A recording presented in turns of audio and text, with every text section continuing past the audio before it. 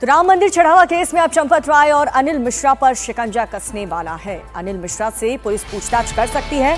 Police पहले ही चंपत राय का बयान ले चुकी है। अब अनिल मिश्रा से सवाल जवाब भी हो सकते हैं। राम मंदिर ट्रस्ट की बैठक 6 जुलाई को अयोध्या के कार सेवकपुरम में होगी। इस बैठक में पूरे सिस्टम को लेकर के कुछ बड़ा फैसला होने की उम्मीद की जा रही है। चंपत राय के इस्तीफे पर फैसला भी ट्रस्ट की इसी बैठक में लिया जाएगा। पहले ये बैठक 11 जुलाई को होनी थी, लेकिन फिर इसकी तारीख थोड़ा पहले कर ली गई है। इस बैठक में चंपत राय, अनिल मिश्रा की जगह नए पदाधिकारियों के नाम भी फाइनल हो सकते हैं। खबर ये भी आ रही कि पूरे राम मंदिर के अंदर चढ़ावे से लेकर दूसरे सारे तौर तरीके जो पहले थे उनको बदला भी जा सकता है। चंपत राय को अयोध्या से निकलना होगा। चंपत राय, अनिल मिश्रा, गोपाल राव 3 दिन के अंदर अयोध्या छोड़ के चले नहीं जाए और या तो जेल इनको भेजा जाए। अगर ऐसी परिस्थिति नहीं होगी तो हम पूरा अयोध्या जाम कर लेंगे, किसी को अयोध्या से कुछ नहीं। चंपत राय का इस्तीफा होगा मंजूर, राम मंदिर से छुट्टी। चंपत राय का बचना नामुमकिन लग रहा है। उनका इस्तीफा हो चुका है, अब छुट्टी का काउंटडाउन भी शुरू हो चुका है। अनिल मिश्रा की छुट्टी का रोड मैप भी क्लियर है। ट्रस्ट ये फैसला जल्द से जल्द करना चाहता है। पहले राम मंदिर ट्रस्ट की बैठक 11 जुलाई को होनी थी, लेकिन इसकी तारीख बदलकर इसे 6 जुलाई यानी 5 दिन पहले कर दिया गया। इस बैठक में ट्रस्ट से जुड़े सभी प्रमुख सदस्यों के बैठक में शामिल होने की उम्मीद है। सूत्रों के मुताबिक ये बैठक मणि रामदास जी की छावनी की जगह कार सेवकपुरम में हो सकती है। जिस आनंद फानंद में राम मंदिर ट्रस्ट की बैठक की तारीख और जगह बदली है, उससे इसमें होने वाले अहम फैसलों का अंदाजा लगाया जा सकता है। माना जा रहा है कि ट्रस्ट की बैठक में महासचिव चंपत राय और ट्रस्टी अनिल मिश्रा के इस्तीफे पर भी चर्चा और फैसला होगा। राम मंदिर के कामकाज को संभालने के लिए ट्रस्ट के संगठनात्मक ढांचे पर भी मंथन किया जाएगा। इतना तय हो गया है कि चंपत राय को राम मंदिर परिसर से हटा दिया जाएगा। चंपत राय को अयोध्या से मीलों दूर भेजकर नई जिम्मेदारी दी जाएगी। चंपत राय की तरफ से यह तर्क दिया गया था कि उनको हटाए जाने से सारी व्यवस्था गड़बड़ा जाएगी, लेकिन आरएसएस के बड़े नेताओं ने कहा कि वैकल्पिक व्यवस्था कर ली गई है। पहले चंपत राय और अनिल मिश्रा को इस्तीफा देने को कहा गया, फिर उनकी जगह 2 नए नाम तय कर लिए गए।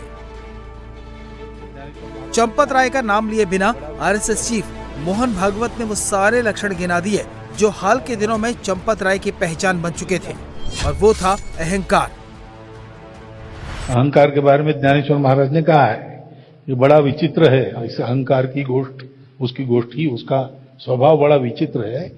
जो कुछ नहीं जानता उसको नहीं पकड़ता, जो जानता है उसका कंठ पकड़ लेता और प्राण ही ले लेता। ध्यान में रखना कि कितने भी हम बुद्धिमान है तो भी सब बातें मेरे मन से होगी ऐसा नहीं है। सब लोग काम करते हैं, तो सबका मिलकर जो तय होता है वो करना, अनहमवादी होना चाहिए।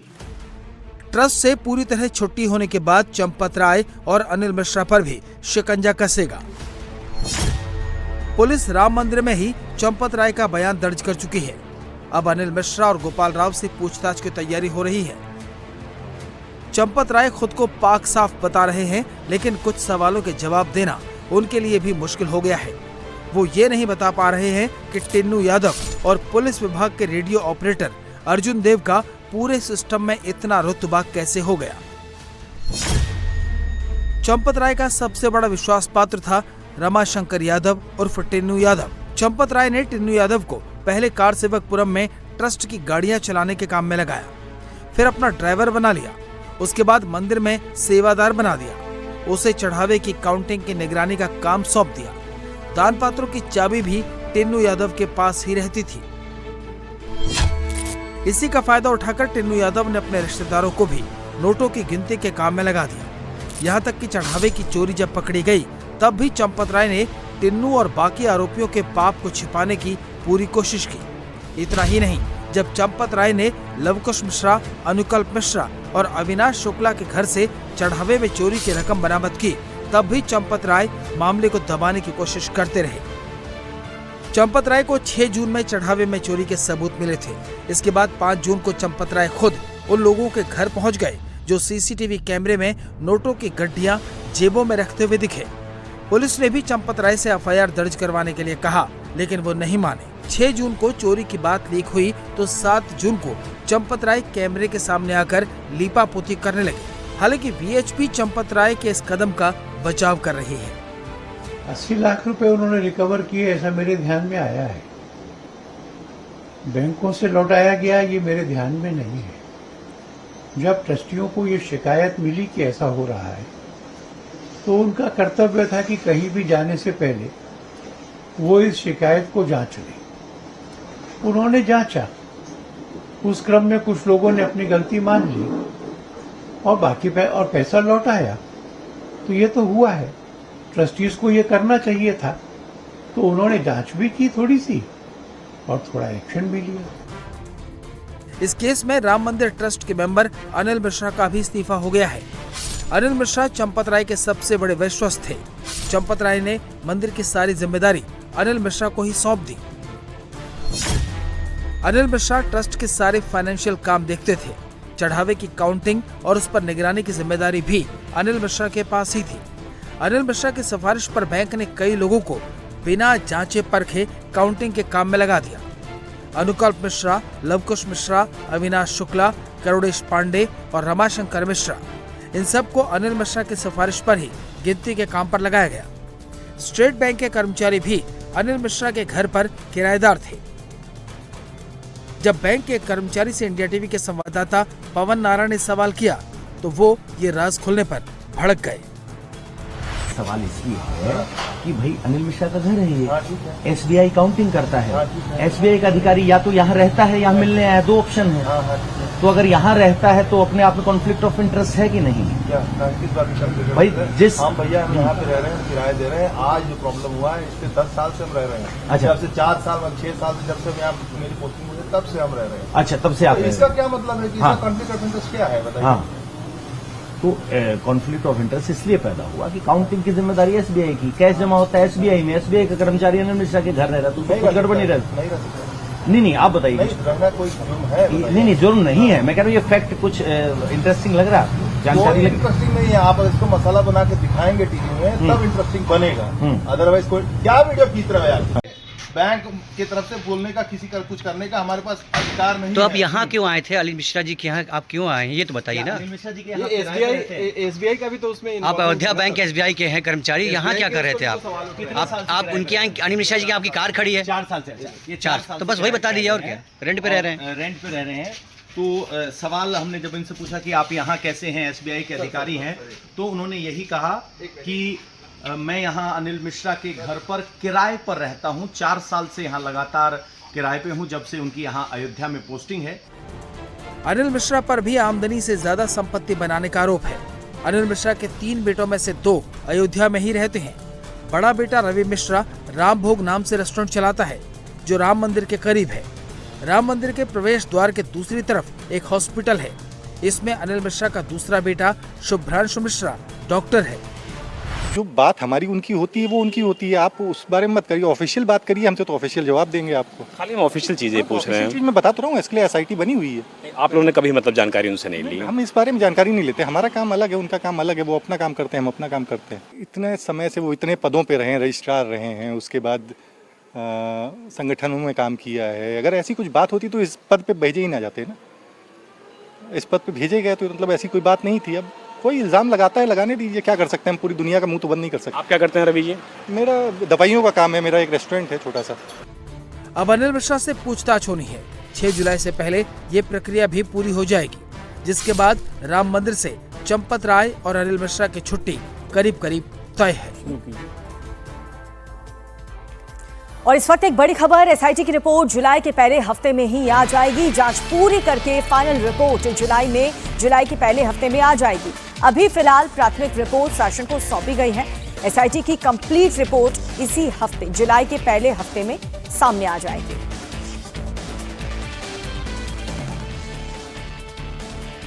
हमारे सहयोगी विशाल प्रताप सिंह इस पर और ज्यादा अपडेट के साथ जुड़ चुके हैं। विशाल, फाइनल रिपोर्ट जुलाई तक आएगी, लेकिन अभी जो शुरुआती जांच रिपोर्ट आई है उसमें कहां तक बात पहुंची है और क्या क्या बातें सामने आ रही हैं? जी बिल्कुल, एसआईटी अपनी जो प्रारंभिक रिपोर्ट है वो शासन को पहले ही सौंप चुका है, जिसके बाद राम मंदिर ट्रस्ट की तरफ से सीएम से अनुरोध किया गया था, जिसमें एसआईटी ने जो रिपोर्ट ली है उसके बाद उन्होंने तहरीर दी थी और उसके बाद तहरीर के आधार पर एक मुकदमा कायम हुआ था। हमारे जो सोर्स हैं वो हुसैन हमको ये बता रहे हैं कि एसआईटी एक बार फिर से अयोध्या पहुंचेगी। उम्मीद है कल तक एसआईटी अयोध्या पहुंच सकती है और उसके बाद जो आगे की जो जानकारी है, आगे की जो तफ्तीश है वो एसआईटी इस पूरे मामले में मुकम्मल करेगी, क्योंकि एसआईटी को लगता है कि भी कुछ बयान और लिए जाने बाकी हैं। इसके अलावा जो आरोपी पकड़े गए हैं उन सबसे भी पूछताछ किए जाने की जरूरत है, आमने सामने बैठा करके क्रॉस वेरिफिकेशन के साथ पूछताछ किए जाने की जरूरत है। इसीलिए एसआईटी बहुत मुमकिन है कि कल अयोध्या पहुंच सकती है और उसके बाद ये उम्मीद की जा रही है कि जुलाई के पहले ही सप्ताह में जो ये पूरी रिपोर्ट है, पूरी रिपोर्ट जो एसआईटी अपनी तैयार करेगी वो शासन में प्रेषित की जाएगी, मुख्यमंत्री कार्यालय में प्रेषित की जाएगी और उसके बाद जो फाइंडिंग्स होंगी एसआईटी की वो न सिर्फ निकल के सामने आएंगी, सार्वजनिक होंगी, बल्कि ये भी पता लग सकेगा कि अयोध्या पुलिस इस पूरे मामले में जो इन्वेस्टिगेशन कर रही है उसको किस तरफ आगे बढ़ना है, कैसे आगे बढ़ना है। एसआईटी और अयोध्या पुलिस की जो रिपोर्ट है उसमें कौन सी वो बातें हैं जो वाकई में बहुत ज्यादा अलार्मिंग है, जिसके हिसाब से न सिर्फ ट्रस्ट को लेकर के जो भूमिका उठी है उसको लेकर के सवाल उठ रहे हैं, बल्कि जो आरोपी पकड़े गए हैं उसको लेकर के भी तमाम तरीके की जो बातें हैं वो सामने निकल के सामने आएंगी और उसके बाद जो आगे की इन्वेस्टिगेशन होगी न सिर्फ इस रिपोर्ट के जरिए उसको धार मिलेगी, बल्कि उसी पथ पर दोनों जो इन्वेस्टिगेशन है वो आगे बढ़ सकते हैं। उन सभी चंदा चोरों के खिलाफ न सिर्फ कार्रवाई सुनिश्चित करेंगे। और बहुत वक्त बाकी नहीं बचा विशाल, जुलाई की शुरुआत होने वाली और पहले हफ्ते में अगर रिपोर्ट आ जाएगी तो सारी तस्वीर साफ हो जाएगी। बहुत शुक्रिया विशाल हमारे साथ जुड़ने के लिए। और अयोध्या चढ़ावा चोरी मामले में अब सियासत काफी ज्यादा तेज हो चुकी है। दरअसल बिजनौर पहुंचे एआईएमआईएम चीफ असदुद्दीन ओवैसी ने चंदा चोरी पर यह कहा कि अगर ट्रस्ट से गलती हो गई है तो उन पर एक्शन क्यों नहीं लिया गया। ओवैसी ने चढ़ावा चोरी को बुलडोजर एक्शन से जोड़ते हुए यह कहा कि अगर ट्रस्ट में मुसलमान मेंबर होता तो एनकाउंटर कर देते हैं। साथ ही ओवैसी ने कहा कि गिरफ्तार आरोपियों के पुलिस कस्टडी में नहीं लिया गया, ये भी एक तरीके का पूरे हालात पर सवाल खड़े कर रहा है। सुनिए ओवैसी ने क्या कहा। अगर ट्रस्ट में गलती हो गई, उस ट्रस्ट में एक मुसलमान को तुम मेंबर बना लेते और बाद में जब ये घोटाला सामने आया तुम उस मुसलमान को ले जाकर एनकाउंटर कर देते, बुलडोजर से उसका घर तोड़ देते, केस क्लोज्ड। चंपक तो मजे में है, चंपक अभी पूरे चंपक मजे में है। आप बताइए क्या हो रहा है, क्या हो रहा है बताइए आप। किसका घर नहीं तोड़ा जा रहा है, जिनको गिरफ्तार किया गया उनको पुलिस कस्टडी भी नहीं ली जाती। अब शायद आज के बाद, मेरे बोलने के बाद शायद कल पुलिस कस्टडी ले लेंगे। बताओ आज क्या हो रहा है उत्तर प्रदेश में। मेरे अजीज दोस्तों और बुजुर्गों, हम आपसे अपील कर रहे हैं कि अपने इत्तेहाद को मजबूत करिए। और ये बीजेपी आरएसएस वालों से हम पूछना चाह रहे हैं, ये चंपक आपका लाडला है या नहीं है, बताओ हमको।